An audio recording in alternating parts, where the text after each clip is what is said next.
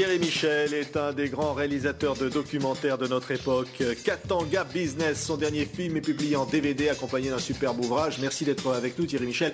Vous avez raconté une histoire incroyable dans ce film finalement. Une sorte de tragédie avec des personnages comme des acteurs mais qui sont tous vrais et ça se passe au Congo. Oui, c'est une grande saga industrielle au cœur de l'Afrique, dans la province du Katanga, qui est un véritable coffre-fort de l'humanité. Alors, ce qui est paradoxal, c'est qu'on est dans une province où à la fois arrivent des quatre coins du monde, mais surtout de l'Ouest nord-américain, anglo-saxon, et aussi de l'Asie, de l'Est asiatique, des milliards de dollars, pour essayer de tirer profit évidemment de ces innombrables matières premières qui couvent dans le sous-sol katangais, dans cette terre creusée de carrières, de mines, et qu'en même temps, dans le même lieu, des dizaines de milliers de creuseurs font des galeries comme une taupinière pour essayer d'extraire de quoi survivre quotidiennement et de quoi finalement apaiser leur misère chronique. On regarde un extrait de la bande-annonce. Le projet devrait rapporter aux environs 200 millions de dollars à l'État et avoir un chiffre d'affaires de l'ordre des milliards de dollars par an.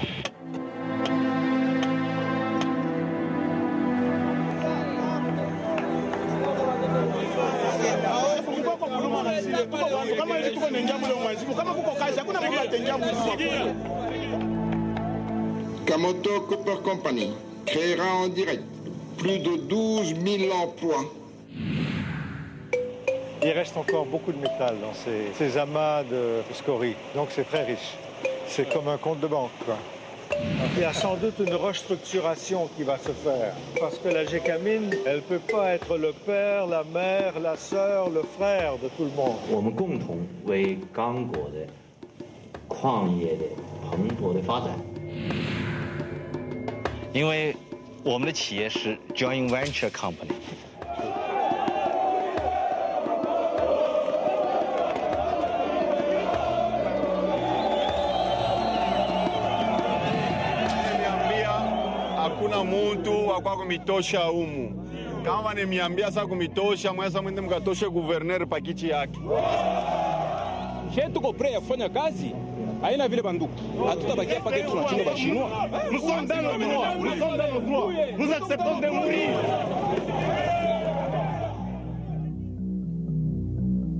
Guys got a great value there and should be able to create a lot of value for the shareholders and for the country of Congo. La bande-annonce de ce film, Thierry Michel, incroyable. Tous les acteurs sont là et derrière il y a l'Afrique en fond.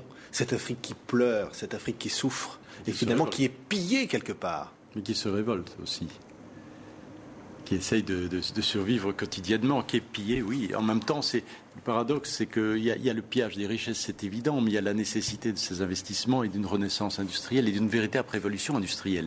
Révolution industrielle qui se fera au détriment de ce qu'on va appeler les artisans, comme dans tous les pays du monde ça s'est passé, c'est-à-dire les creuseurs artisanaux. Ouais. Alors on y voit ces creuseurs, ils risquent leur vie, certains meurent, et vous filmez des images très, très poignantes. Ils se révoltent, ils veulent leur part, ils sont dans la misère, ils obtiennent la répression, on le voit aussi sur ces images. Et puis il y a un gouverneur local qui est là, plein d'argent, qui distribue des billets, et il y a des Chinois qui dirigent tout. Oui, vous résumez bien, oui, c'est ça. C'est des Chinois, c'est une véritable guerre économique. Les Chinois essayent de prendre une partie du gâteau que d'autres avaient déjà pris avant.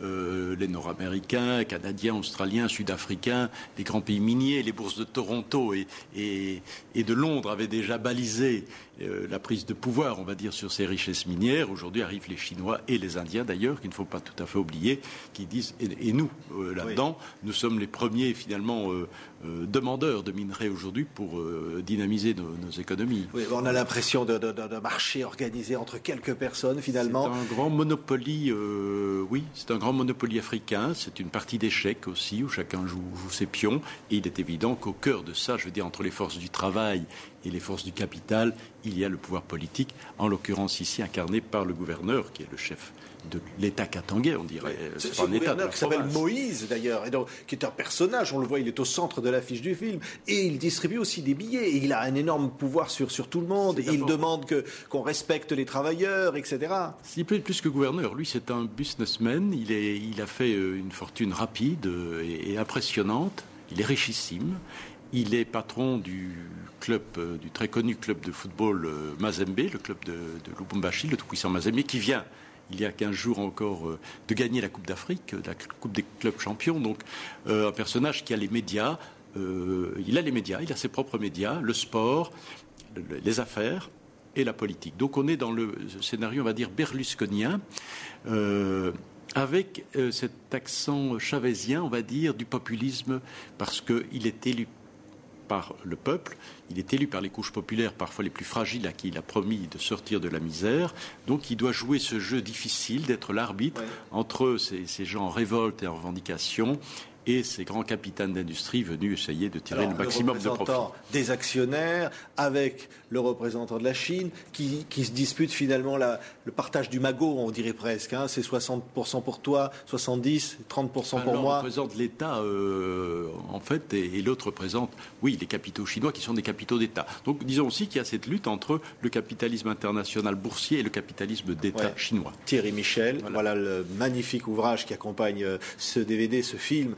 C'est une certaine image de l'Afrique, quand même, ce film. Qu'est-ce qu'il faut en penser? Parce qu'il a été projeté là-bas, dans des stades, il a été vu, ce film. Il provoque des réactions. Oui, tout à fait. Là, j'ai fait un tour du pays, une vraie tournée cinématographique dans cette ville, 4 provinces, plus de 20 projections, dans des publics aussi divers que les parlementaires à Lubumbashi et le stade de football de la Kenya aussi au Katanga. Donc voilà, on avait avec des réactions très vives. C'est très important parce que les Africains redécouvrent leur histoire, les enjeux de leur histoire. Il y a dans le film aussi des archives, comme dans le livre d'ailleurs, donc de mettre en perspective le passé, le présent, tirer les leçons de tout ça, connaître les personnages qui sont ceux qui font le destin. C'est une sorte de film d'espoir aussi pour l'Afrique, quelque part. Oui, bien sûr. D'abord, la connaissance. C'est un témoignage. La connaissance. Et même, je dirais, les scènes, on va dire, de revendication et de révolte sont de l'espoir, parce que c'est la reconstitution d'un tissu syndical, d'une force homogène, des classes les plus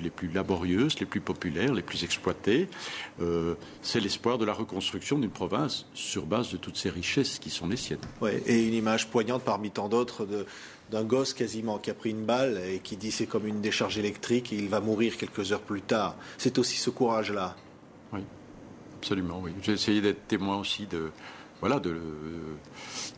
cette violence politique quotidienne que traverse la population katangaise. Merci Thierry Michel. Katanga Business, c'est un film événement formidable. Merci d'avoir été l'invité de TV5 Monde. Merci.